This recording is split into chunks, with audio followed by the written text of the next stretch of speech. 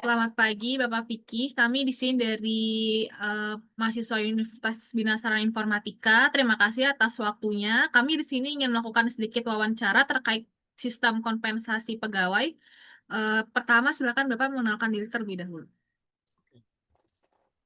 Pertama-tama, izinkan saya memperkenalkan diri. Nama saya Vicky.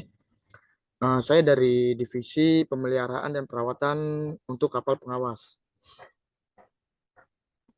Oke, untuk dari kami di sini pertanyaan pertama, bagaimana sih sistem kompensasi yang diterapkan di PSDKP? Kalau untuk sistem ini terdiri biasanya dari gaji, tunjangan, serta ada berupa seperti kebutuhan jalan dinas.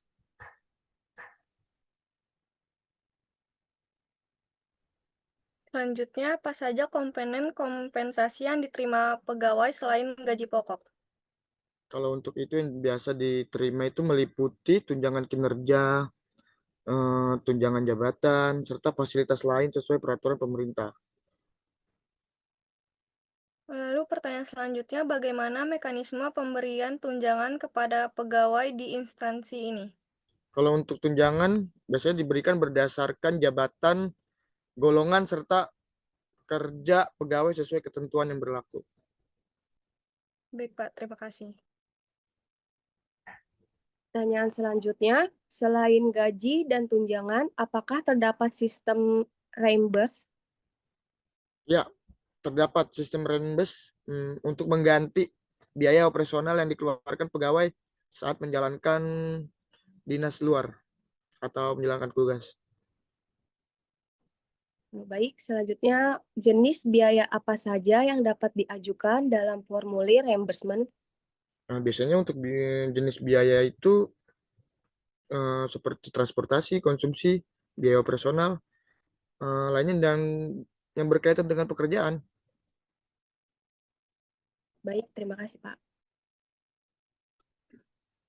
Selanjutnya saya mau tanya bagaimana prosedur pengajuan reimbursement oleh pegawai. Kalau untuk prosedur pengajuan, biasanya para pegawai mengisi formulir dengan mencantumkan rincian pengeluaran dan melampirkan dokumen pendukung. Lalu apa saja dokumen yang wajib dilampirkan dalam pengajuan reimbursement-nya?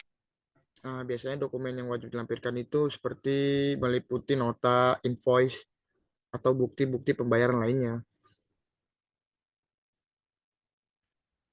Selanjutnya, saya ingin bertanya, Pak, bagaimana proses persetujuan reimbursement di instansi ini? Untuk pengajuan biasanya harus disetujui oleh atasan langsung sebelum diproses, seperti langsung ada persetujuan dari direktur. Dan bagaimana format atau bentuk formulir reimbursement yang digunakan, Pak? Yang biasanya berisi data pegawai, rincian pengeluaran, serta kolom persetujuan atasan. Baik, saya di sini ingin bertanya, bagaimana instansi memastikan transparansi dan akuntabilitas dalam sistem kompensasi, Pak? Kalau untuk itu biasanya melalui prosedur administrasi yang jelas dan kewajiban melahirkan transaksi yang valid. Baik, terima kasih banyak terhadap Bapak Vicky atas waktu dan informasi terkait kompensasi pegawai di perusahaan tersebut. Mohon maaf jika ada kekurangan dari kami. Wassalamualaikum warahmatullahi wabarakatuh. Waalaikumsalam warahmatullahi wabarakatuh. Assalamualaikum warahmatullahi wabarakatuh. Selamat pagi kepada Bapak Vicky. Kami dari Universitas BSI mengucapkan terima kasih atas waktu yang telah diberikan. Pada kesempatan ini kami akan melakukan wawancara terkait penilaian kinerja pegawai sebagai bagian dari tugas kami. Semoga wawancara ini dapat berjalan dengan lancar.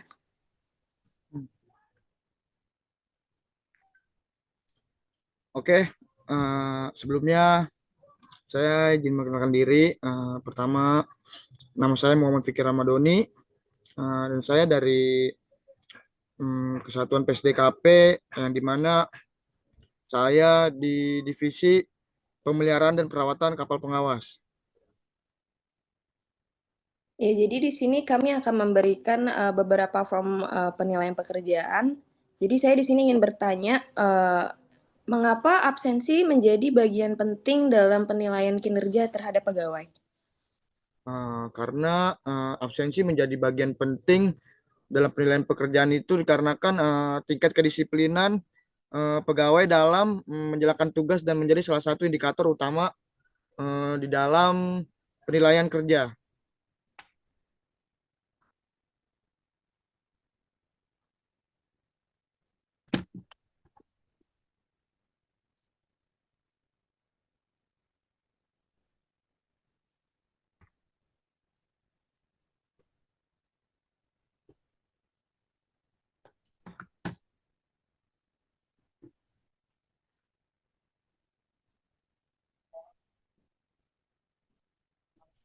Yang kedua siapa?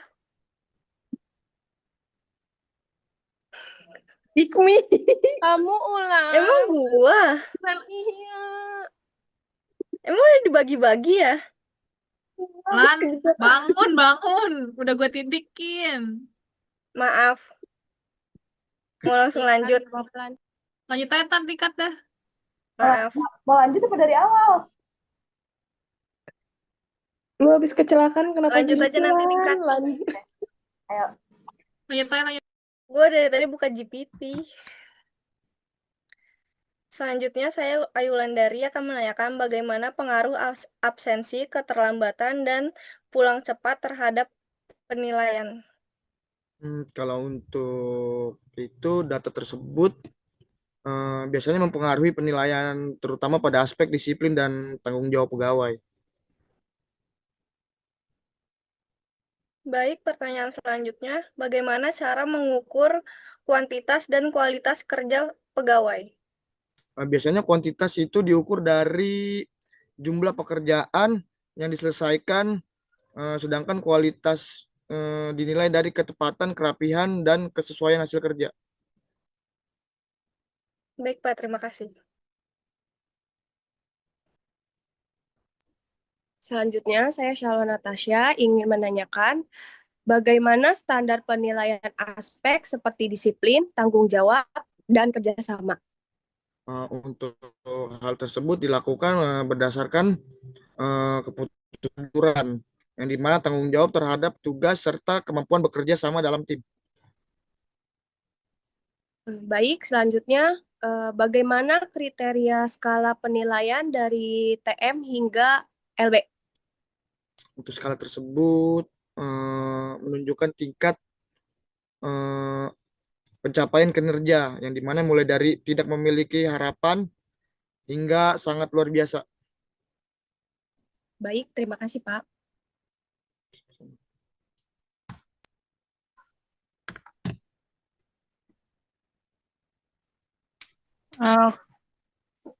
Saya mau nanya bagaimana penyesuaian penilaian berdasarkan jabatan?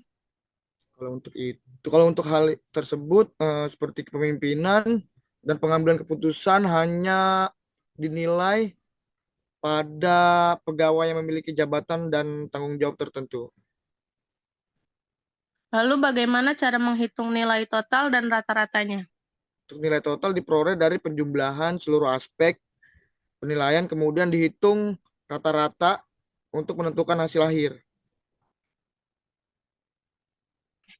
Baik, terima kasih, Pak. Pak, saya ingin bertanya bagaimana penilaian terhadap kemampuan pemecahan masalah? Kalau untuk kemampuan pemecahan masalah, biasanya pegawai dalam menghadapi hal tersebut menyelesaikan masalah yang muncul dalam pekerjaan dinilai dari kemampuan kepegawaian.